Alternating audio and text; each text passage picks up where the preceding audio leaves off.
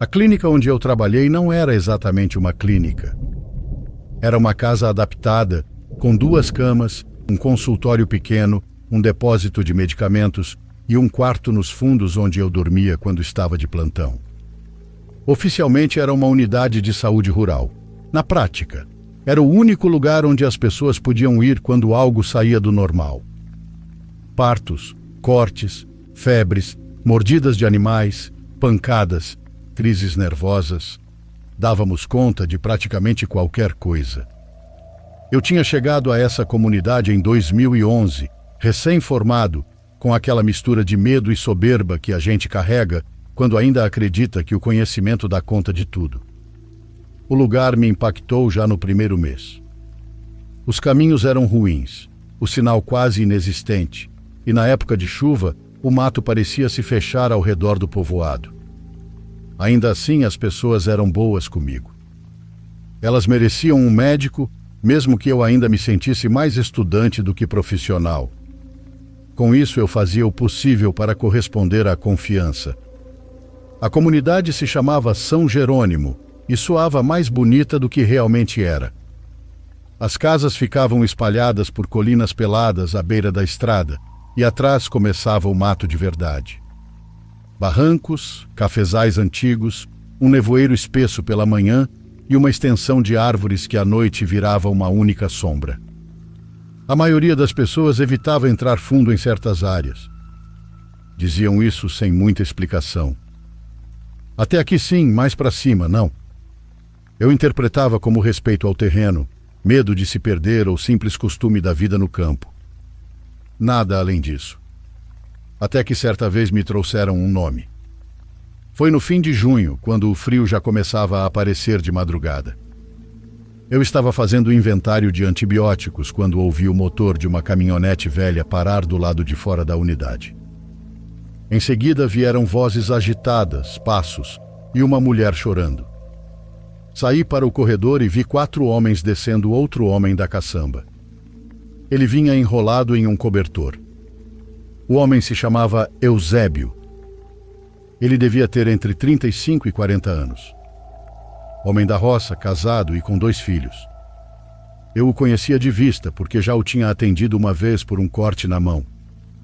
Era forte, calado, daqueles homens que parecem feitos de puro trabalho. Mas naquela noite parecia outra pessoa.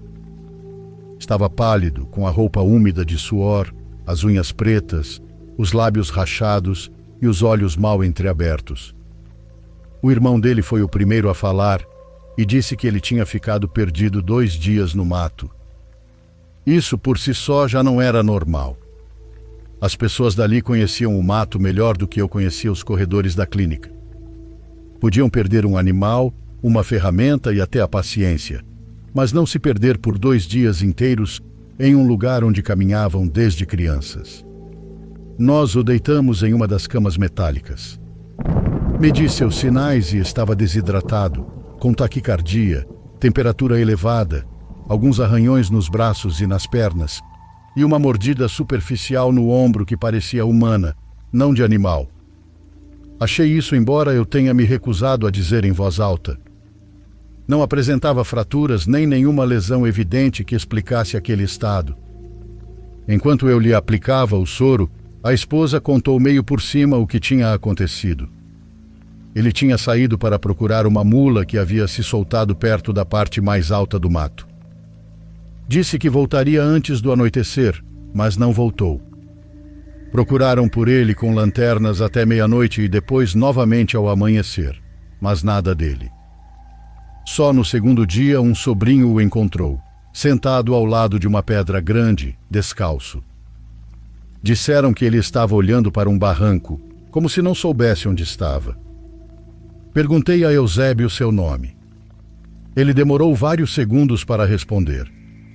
Quando finalmente respondeu, soou apenas mais rouco. Perguntei o que tinha acontecido lá em cima. Ele disse apenas uma frase: que alguém o havia seguido de volta. Pensei em desorientação, delírio por febre e medo. Administrei medicação e pedi que a família se acalmasse. Disse à esposa que ficasse aquela noite Mas assim que escureceu de verdade, ela me pediu algo que me chamou a atenção. Ela queria ir dormir com os filhos na casa de uma tia. Perguntei por que não ficava com ele. Ela baixou o olhar e disse que preferia voltar ao amanhecer. Não insisti, mas aquela decisão me deixou com uma sensação ruim desde o início. Fiquei sozinho com ele na clínica. Isso já tinha acontecido outras vezes com pacientes em estado delicado, então não era novidade. Deixei o soro correndo, ajustei uma lâmpada de emergência perto da cama e fui para o quarto dos fundos, deixando a porta aberta caso ouvisse algo. Demorei a dormir. Lá fora o vento passava pelas telhas do teto e os cachorros latiam mais do que o normal. Acordei com um som baixo de respiração. Não soube de imediato de onde vinha. Levantei achando que Eusébio tinha vomitado ou estava se engasgando com secreções. Saí para o consultório e o encontrei sentado na cama, com as costas eretas, olhando para a porta principal. Ainda estava com o soro, mas o frasco estava quase vazio porque ele tinha deixado a mão cair, fazendo o líquido descer mais rápido. Chamei pelo nome dele, mas ele não respondeu. Me aproximei e repeti a pergunta que havia feito antes. Dessa vez ele respondeu, mas não como antes. Falava mais rápido e mais baixo, como se tivesse vergonha de repetir algo absurdo. Disse que tinha ouvido alguém andando atrás dele. No começo achou que fosse um vizinho ou um parente. Depois percebeu que toda vez que ele parava, aquilo atrás dele também parava. Disse que nunca viu direito o rosto, mas via a forma alta, magra, sempre a alguns metros entre as árvores. Às vezes a perdia de vista, e então ela reaparecia mais à frente. Era como se o mato se movesse de lugar, segundo ele. Perguntei se estava delirando. Ele me olhou então pela primeira vez e eu juro que não era o olhar de um homem confuso. Era o olhar de alguém que tinha visto algo com clareza demais. Ele me pediu para não deixá-lo dormir. Não disse isso com drama, e sim como se já tivesse repetido aquilo muitas vezes na própria cabeça. Respondi que ele precisava descansar e que estava exausto. Ele negou imediatamente. Então acrescentou algo que me gelou. Disse que se ele dormisse, aquilo entraria por completo. Não quis seguir por esse caminho. Administrei um sedativo leve, mais para acalmar o corpo do que para silenciá-lo.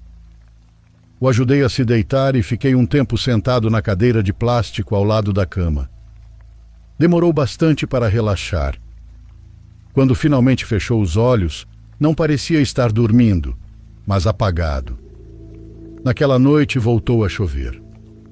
Por volta das 2 da manhã, ouvi batidas do lado de fora da clínica.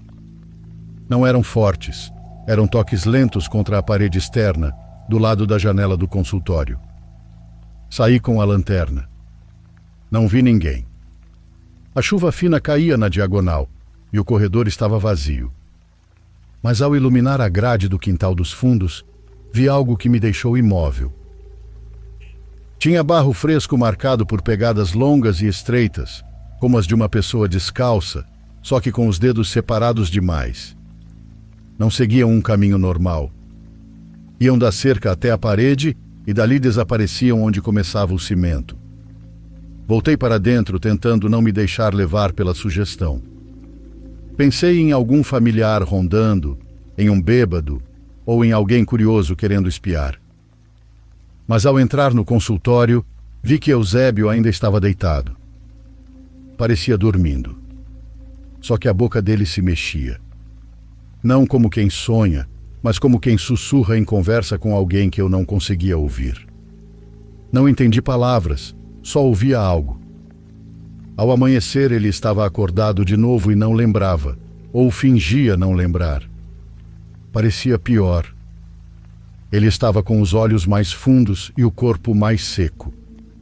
E ainda assim, fisicamente não havia nada que justificasse uma piora tão rápida. Vieram a esposa, o irmão e uma tia. Quando o viram, nenhum deles se aproximou muito. Foi a primeira coisa que notei. Não era nojo nem rejeição, mais como quando alguém quer acreditar que está tudo bem, mas o corpo já entendeu outra coisa. Naquela segunda manhã, tentei tratar o caso como um quadro clínico. Pensei em infecção, intoxicação, transtorno dissociativo ou episódio psicótico por estresse. Fiz tudo o que estava ao meu alcance. Troquei o soro, tentei fazê-lo comer e tomei notas. Mas havia um elemento que não cabia em nenhum prontuário.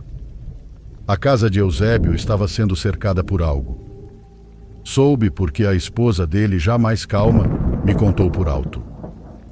Disse que na noite anterior, enquanto ele dormia com os filhos na casa de uma tia, ouviram algo caminhando ao redor do quintal.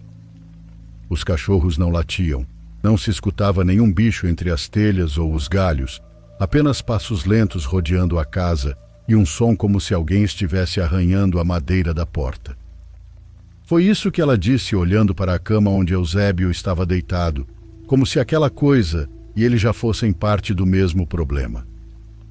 Naquela tarde ela me pediu para levá-lo para casa. Eu preferia mantê-lo internado mais uma noite, mas não tinha como nem legalmente nem fisicamente obrigá-lo a ficar. Além disso, a família insistia, dizendo que o melhor lugar para ele era em casa. Aceitei, com a condição de ir examiná-lo pessoalmente naquela noite. Quando o tiramos da caminhonete, entendi por que ele tinha tanto medo de ficar ali fora. A casa dele ficava na beirada do povoado, quase onde começava o cafezal, e mais atrás, o mato alto. Era uma construção simples de 2 quartos, cozinha separada, quintal de terra batida e um muro baixo. O lugar parecia exposto, como se depois do último poste de luz começasse outro território. Deitei ele em uma cama ao lado do altar da família. Havia santos, flores secas, fotografias e uma vela acesa. Antes de eu ir embora, a tia me puxou de lado e perguntou se eu achava que aquilo que o havia seguido poderia entrar na casa. Respondi da forma mais prudente que pude, que precisávamos observá-lo durante a noite. Ela balançou a cabeça, como se eu não tivesse entendido a pergunta.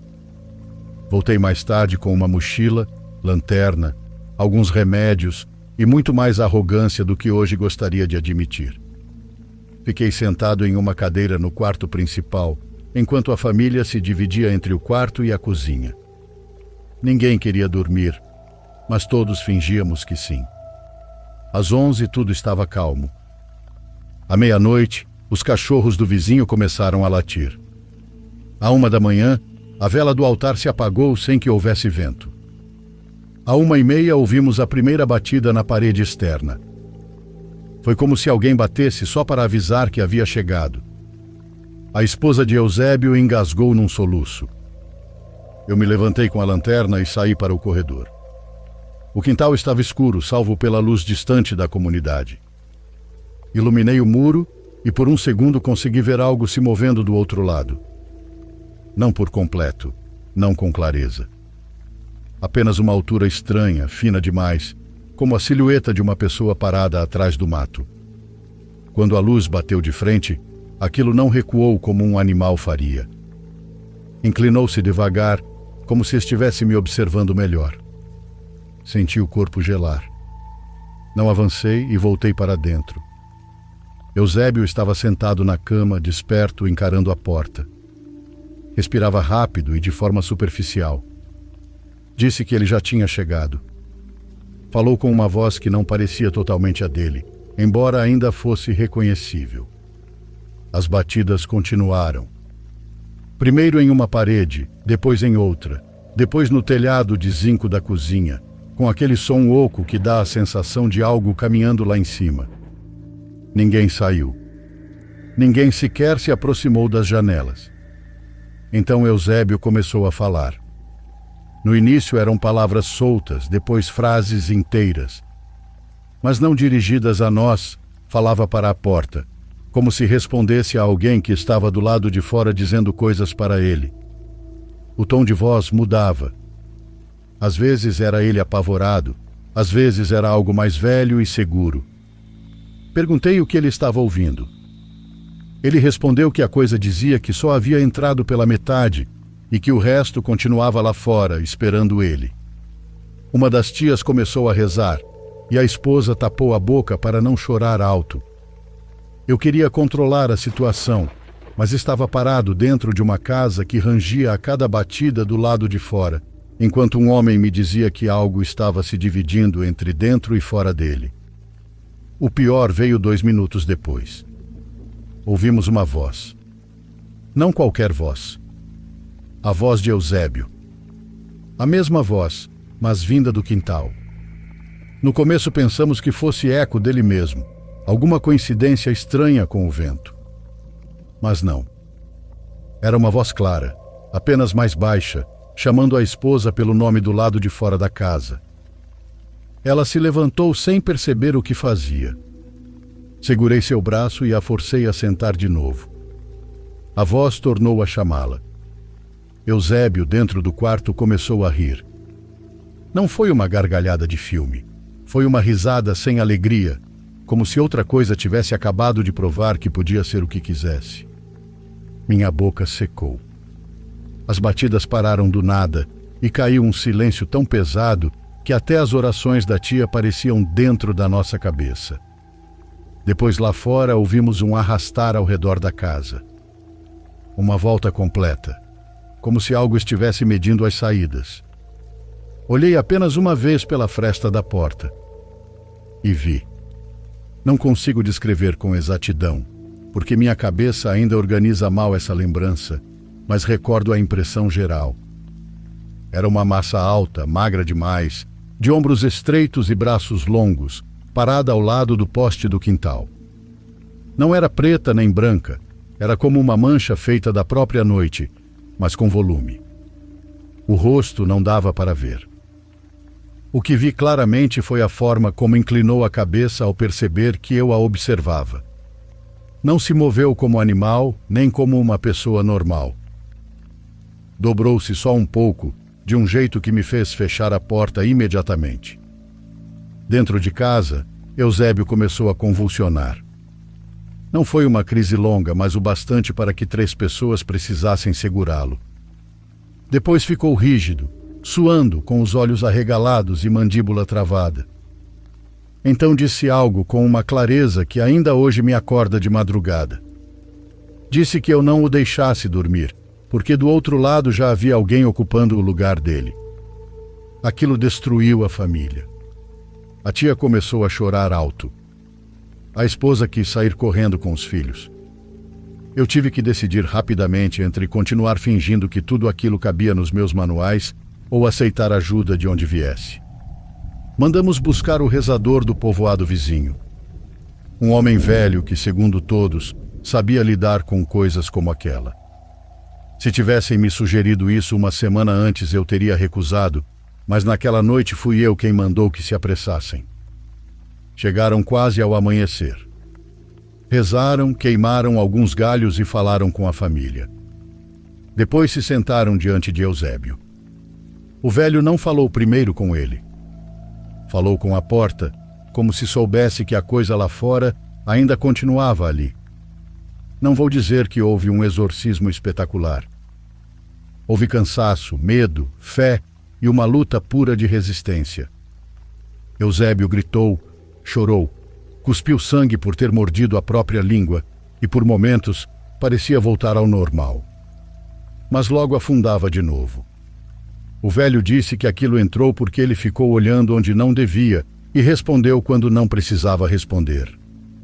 Na mesma hora me lembrei do que Eusébio havia dito na clínica. Lembram que ele disse que no começo apenas foi seguido, mas em algum momento respondeu. Ao amanhecer, a presença do lado de fora se retirou. Não a vimos ir embora, mas a casa deixou de parecer apertada. Os cachorros voltaram a latir como cachorros, não como animais acuados.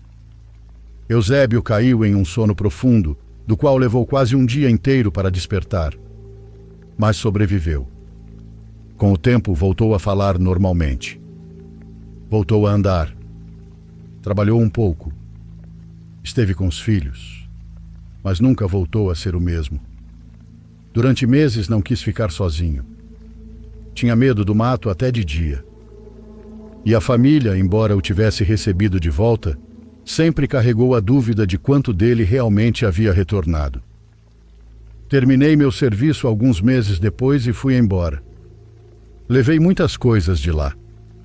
Respeito pelas pessoas, pelo isolamento e pelos limites daquilo que a gente não entende quando chega da cidade grande. E também levei aquela noite comigo. Às vezes me perguntam se eu realmente acredito em possessões. Não sei se aquilo foi uma possessão no sentido religioso, médico ou popular. O que eu sei é que me trouxeram um homem vindo do mato e por 2 noites senti com absoluta clareza que algo veio grudado nele. Rondou primeiro a clínica, depois a casa, sempre procurando uma forma de entrar por completo. E também aprendi outra coisa. Essas coisas do mato nem sempre devolvem as pessoas do mesmo jeito que as leva.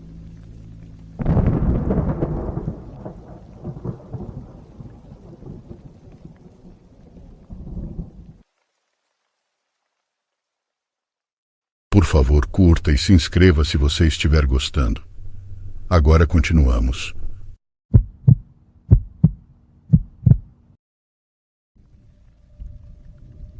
Deixe-me começar dizendo que monstros existem neste mundo, e não são só fantasmas nem demônios, mas pessoas muito reais que querem te fazer mal. Minha família ainda não se recuperou do terror que vivemos no ano passado, e eu temo que talvez nunca se recupere completamente. Vou começar do início e fazer o possível para contar essa história da melhor forma. Minha esposa e eu decidimos levar as crianças para umas pequenas férias em família.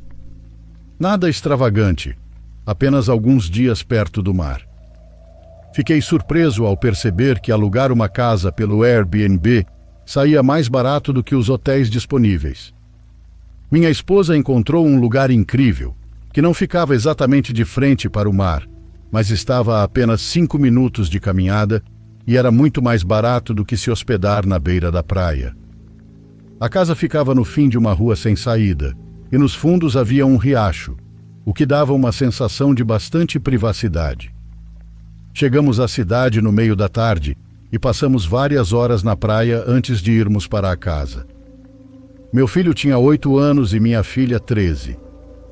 Normalmente eles brigam o tempo todo, mas algo no fato de estarem no mar fez com que brincassem juntos como bons irmãos devem ser.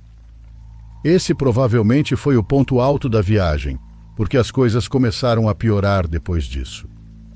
Chegamos à casa por volta das 5 da tarde e desfizemos as malas. As crianças escolheram seus quartos e todos fomos nos limpar depois do banho de mar. Minha esposa levou várias refeições para preparar, assim não precisaríamos sair para comer todas as noites. Ela ama cozinhar, e eu amo isso. Não há nada melhor do que uma comida caseira. O combinado é, ela cozinha e eu lavo a louça. Parece uma troca justa. Naquela noite ficamos acordados por algumas horas jogando Uno e depois fomos dormir. Eu dormi como um bebê. Queria poder dizer o mesmo do meu filho. Na manhã seguinte, ele parecia exausto durante o café da manhã. O coitado mal tocou na comida. Quando perguntei o que havia acontecido, ele apenas abaixou a cabeça e não disse nada. Parecia até envergonhado. Depois de insistir um pouco, ele finalmente cedeu e contou o que havia acontecido.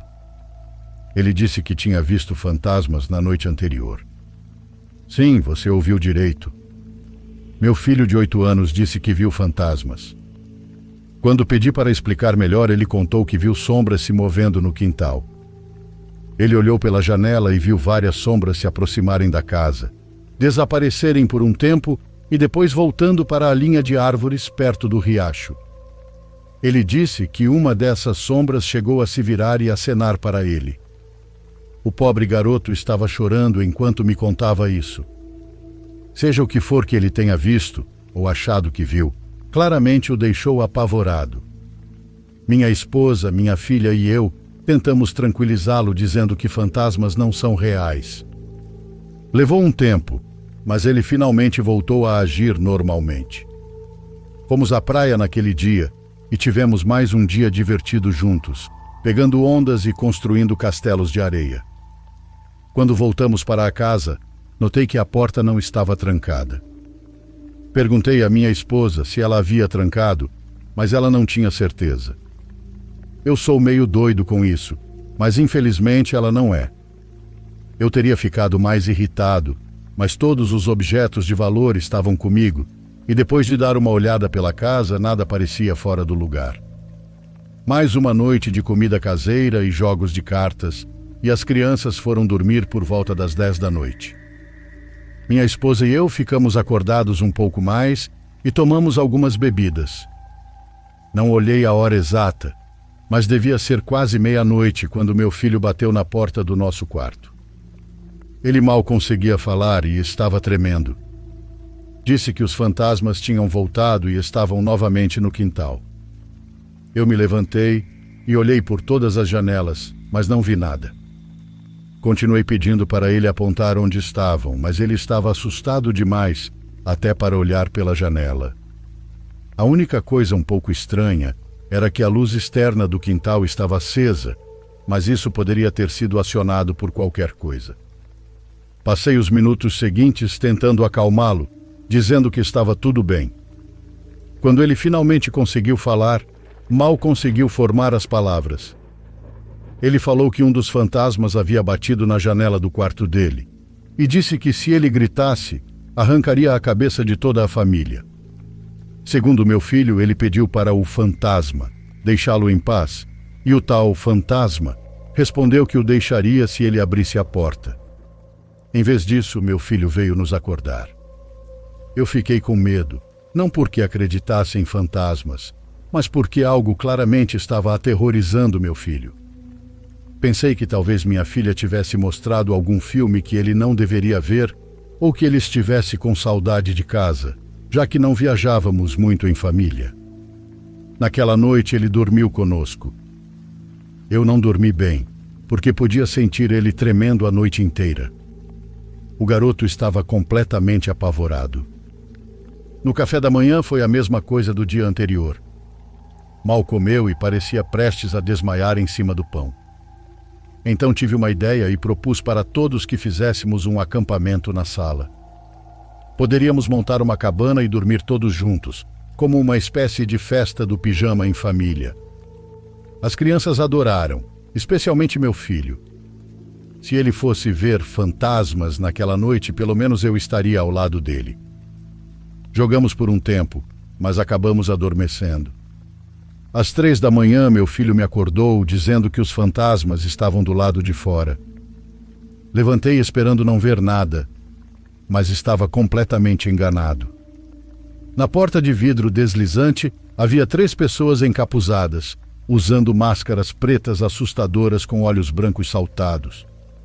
Gritei qualquer coisa sem sentido, de puro medo, o que acabou acordando minha esposa e minha filha. Assim que viram aquela gente mascaradas, começaram a gritar desesperadamente. No meio de toda aquela confusão, vi um deles tentando abrir a porta de vidro, que felizmente estava trancada.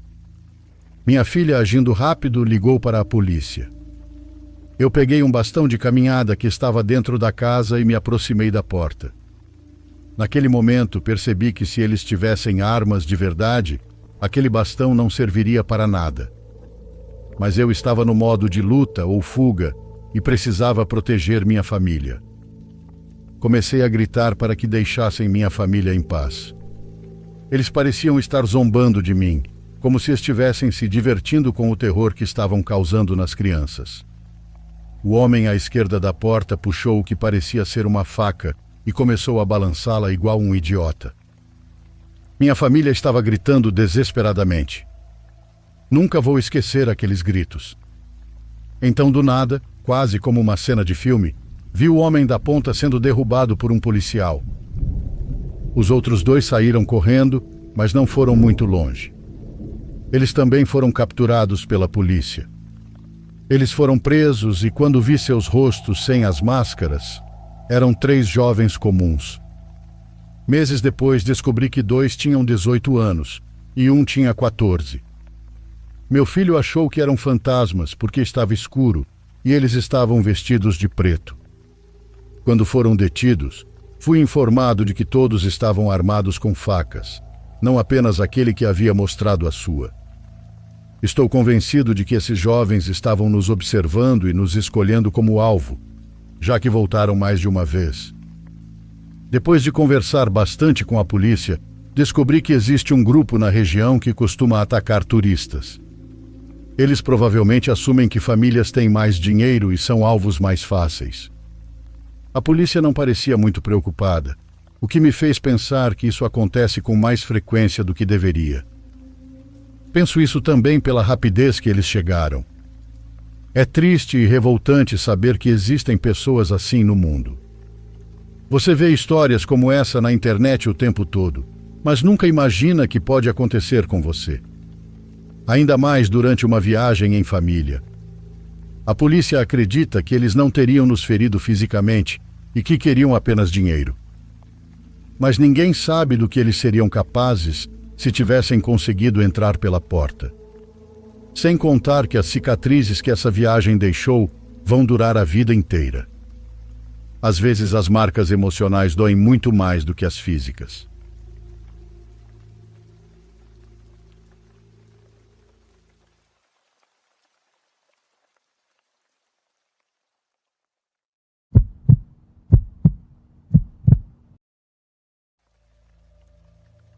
Sou mexicana, não comento muito, mas desde 2023 escuto os relatos de vocês.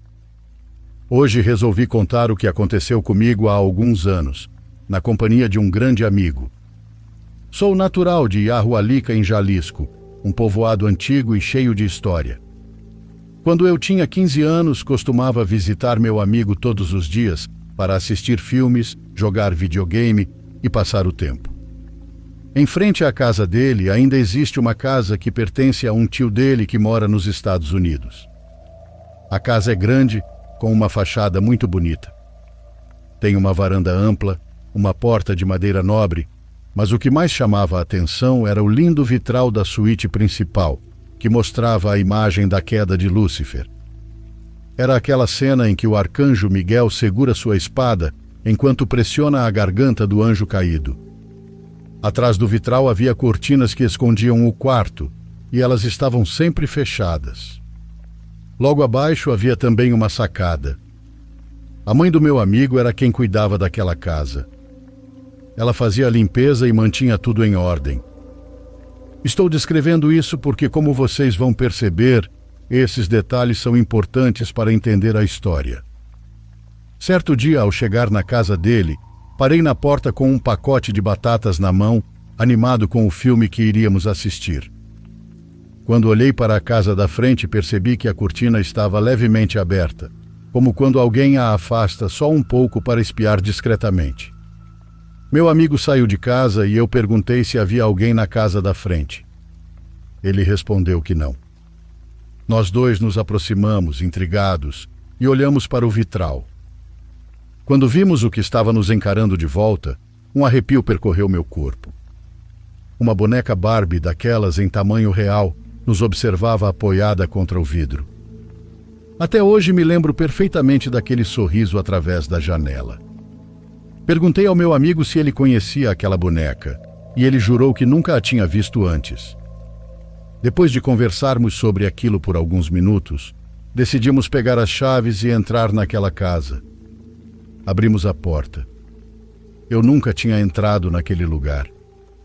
Era uma casa linda, de 2 andares, com enfeites antigos e piso de madeira, daqueles que rangem a cada passo.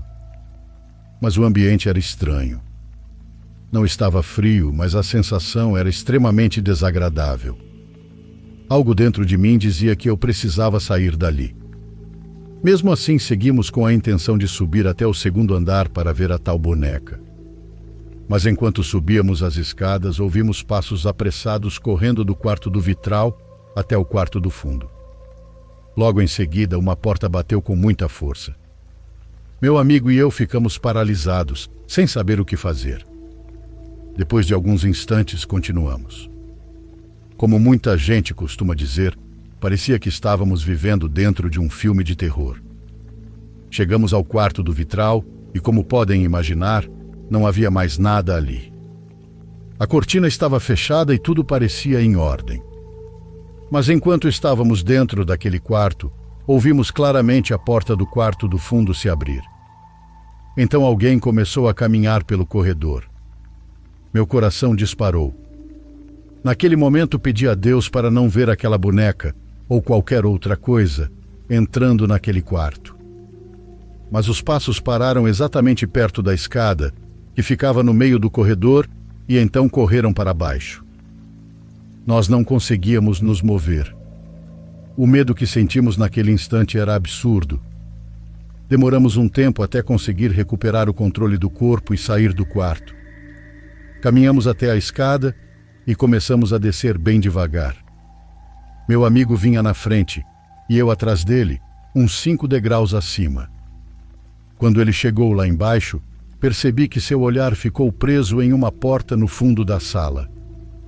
Perguntei o que tinha acontecido, o que ele estava vendo, mas eu mesmo não tinha coragem de continuar descendo.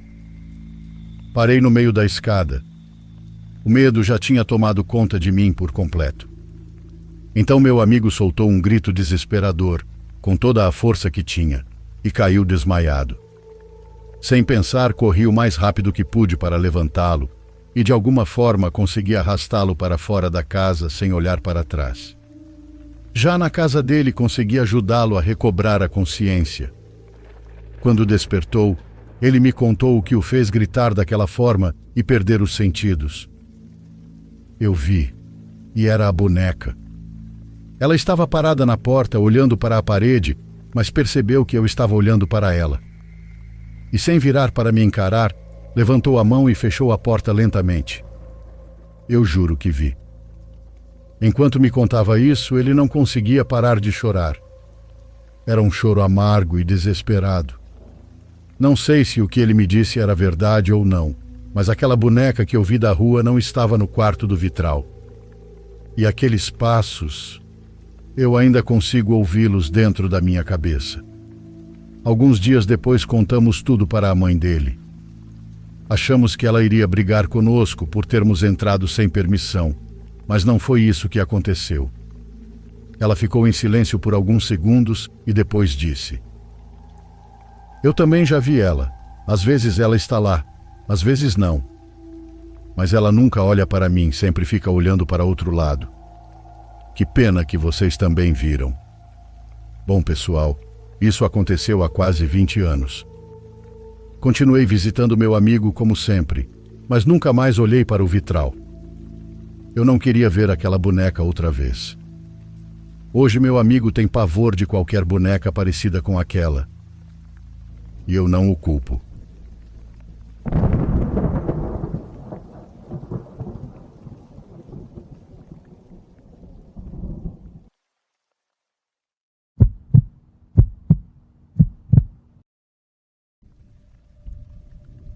Um dos benefícios do meu trabalho é que eu posso viajar pelo mundo inteiro. Isso já me levou a destinos incríveis como Grécia e Itália, embora na maioria das vezes eu permaneça dentro da Inglaterra. Alguns anos atrás, o meu trabalho me levou para uma região montanhosa no nordeste dos Estados Unidos, chamada Adirondacks. Se você conhece a área, sabe do que estou falando quando digo que aquilo fica lindo no outono. As folhas mudam de cor e fazem as montanhas parecerem algo saído de um conto de fadas. É impressionante. Normalmente o meu trabalho paga um hotel, mas dessa vez eu queria passar um tempo sozinho nas montanhas. Então usei o Airbnb para encontrar uma casa isolada para o fim de semana. Encontrei uma casa linda, cercada por árvores, com uma vista incrível dos fundos, onde o deck dava para parte da encosta da montanha. Era exatamente o que eu estava procurando. Havia algumas trilhas logo ao lado da casa onde eu poderia correr de manhã e, como eu disse, o deck dos fundos tinha uma vista maravilhosa. Era perfeita para sentar, relaxar e apreciar a paisagem. Por questões de privacidade, não vou revelar o nome da mulher que anunciou a propriedade no Airbnb. Minhas obrigações de trabalho eram apenas no final da tarde, então eu podia passar a maior parte do tempo na casa. Cheguei na sexta-feira à noite e não fiz muita coisa além de tomar algumas bebidas no deck. Fui dormir cedo. Acordei por volta das 6 da manhã no sábado e fui correr nas trilhas ao redor da casa. Sabe aquela sensação horrível de que você está sendo observado? Pois é, eu tive essa sensação durante toda a corrida.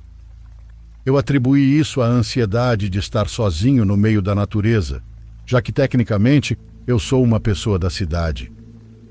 Depois da corrida, tomei um banho e fiquei relaxando pela casa por algumas horas. Continuei ouvindo barulhos estranhos, mas novamente tentei me convencer de que era só ansiedade. Eu estava em uma cabana de madeira nas montanhas, então era óbvio que haveria todo tipo de barulho. Saí de casa por volta das 15h30 e fui até a cidade. Encontrei meus colegas de trabalho em um restaurante e resolvemos tudo o que precisávamos. Depois disso, decidimos sair para beber um pouco. Eu não queria admitir nem para mim mesmo, mas eu estava com medo de voltar para a casa. Não sei se era aquela sensação de estar sendo observado, os barulhos estranhos, ou simplesmente o fato do lugar ser isolado demais para mim. Seja como for, eu fiquei feliz em demorar para voltar. Cheguei a sugerir beber algo lá na casa, mas meus colegas decidiram ir embora antes das 22 horas. Afastei o medo e voltei para a casa. Passei o caminho inteiro tentando convencer a parte irracional da minha mente de que estava tudo bem. Ficava repetindo para mim mesmo: é só uma casa. Casas fazem barulho. Eu estou seguro. Quando cheguei, já eram quase 11 horas da noite. Fiquei até aliviado com o cansaço que eu estava sentindo. Mesmo nervoso, eu sabia que conseguiria dormir. De fato, conferi todas as trancas 3 vezes e fui tentar dormir. Passei as horas seguintes virando de um lado para o outro. Eu até pegava no sono por alguns minutos, mas logo ouvia algum barulho lá fora e ficava totalmente desperto por uns 20 minutos. Tentei colocar música no celular para abafar os sons, mas aquilo acabou me deixando ainda mais acordado. Não demorou muito para eu voltar a ouvir os barulhos, mesmo com a música tocando. Já passava da meia-noite quando decidi descer para fumar um cigarro e pensar se não seria melhor ir embora mais cedo, já que eu estava completamente acordado. Peguei meu casaco, meu celular, o maço de cigarros e desci as escadas. As escadas davam direto na sala de estar. Se você virasse à esquerda, havia um espaço aberto grande que funcionava como sala de jantar e cozinha. No fundo desse ambiente havia uma porta de vidro que levava ao deck, que era para onde eu estava indo. Dei um passo dentro da sala escura e tive a impressão de ver uma sombra na cozinha, como se algo estivesse bloqueando a luz da lua que entrava pela janela. Senti um gelo absurdo no estômago, como se tudo dentro de mim estivesse girando. Fiquei completamente paralisado. Continuei tentando me convencer de que era só um jogo de sombras. Resolvi enfrentar o medo e acendi a luz. A imagem do que eu vi naquele momento ficou gravada na minha mente até hoje. Foi uma das cenas mais assustadoras que já presenciei. Parado na cozinha, perfeitamente visível, havia um cara. Ele devia ter cerca de 1,90 m de altura, cabelo longo desarrumado e uma barba cheia. Eu diria que tinha uns 30 e poucos anos. Ficamos nos encarando por alguns segundos sem dizer nada. Ele estava levemente curvado, apenas me olhando. De repente, sem aviso, o homem correu em minha direção. Por sorte, havia uma bancada no meio da cozinha, então ele teve que contorná-la, e isso me deu tempo para correr de volta para o meu quarto e trancar a porta. Eu sei que isso é exatamente o tipo de coisa idiota que personagens fazem em filmes de terror, mas naquele momento pareceu a melhor opção. Eu não achava que conseguiria chegar até a porta da frente ou dos fundos sem ser alcançado. E mesmo que eu conseguisse fugir, eu estava sem as chaves e não fazia ideia se aquele homem estava armado. Meu quarto parecia o lugar mais seguro naquele momento, e eu poderia trancar a porta, ligar para a polícia e torcer para que a porta resistisse até eles chegarem. Foi exatamente o que eu fiz. Tranquei a porta, corri para o armário e liguei para a polícia. Passei o endereço e pedi que viessem rápido. A atendente permaneceu na linha comigo e disse que uma equipe já estava a caminho. Enquanto eu esperava, o cara começou a socar a porta. Eram golpes violentos e batidas fortes na madeira. A cada pancada ele dizia coisas estranhas. Ele repetia várias vezes que me amava e que tinha mudado. Eu tinha visto bem o rosto dele na cozinha e eu tinha certeza absoluta de que não fazia ideia de quem ele era. Comecei a gritar de volta que ele estava enganado e que eu não o conhecia. Mas parecia que ele não conseguia me ouvir. Ele continuava gritando o quanto me amava e que precisava de mim de volta. Eu já conseguia ouvir a porta começando a ceder. Quando olhei, vi o punho dele atravessando a madeira, de tanto que ele batia. Eu nunca fiquei tão aliviado ao ouvir sirenes. Ouvi várias viaturas chegando, e foi no momento exato. Assim que o homem conseguiu enfiar completamente a mão pela porta, ouvi um estrondo alto, seguido dos gritos da polícia. Na mesma hora, decidi pular pela janela do quarto, que dava para um pequeno telhado. Achei que talvez conseguisse descer por ali. O barulho que eu tinha ouvido era a polícia derrubando o homem no chão, exatamente quando ele estava prestes a entrar no quarto. Chamei um dos policiais do telhado e ele me ajudou a descer. A polícia prendeu aquele cara que continuava gritando coisas sem sentido enquanto era colocado dentro da viatura. Eles entraram em contato com a dona da casa e foi aí que começamos a entender o que tinha acontecido. Aquele sujeito era o ex-noivo da proprietária. Aparentemente ele tinha desaparecido por um tempo depois de um término complicado. A parte mais perturbadora de tudo isso foi descobrir que ele estava vivendo dentro de um dos armários da casa havia alguns dias. Dentro do armário, encontraram várias latas de cerveja e comidas. Eu não sei por que ele não agiu antes, mas sou muito grato por isso, porque tudo poderia ter terminado muito pior. Se eu não tivesse decidido descer para fumar naquele momento, essa história poderia ter tido um final muito mais trágico. A polícia me disse que ele estava com uma faca da cozinha presa na cintura. Isso me fez pensar que provavelmente eu o peguei exatamente no momento em que ele estava pegando a faca. A dona da casa ficou arrasada, e pelo que eu soube depois, o homem foi preso. O mais assustador de tudo é pensar que eu conferi as trancas 3 vezes, e isso não adiantou de nada, porque aquele cara já estava dentro da casa. Acho que no fim das contas você nunca sabe o que pode acontecer. E talvez essa seja a única vez na história em que sair para fumar salvou uma vida.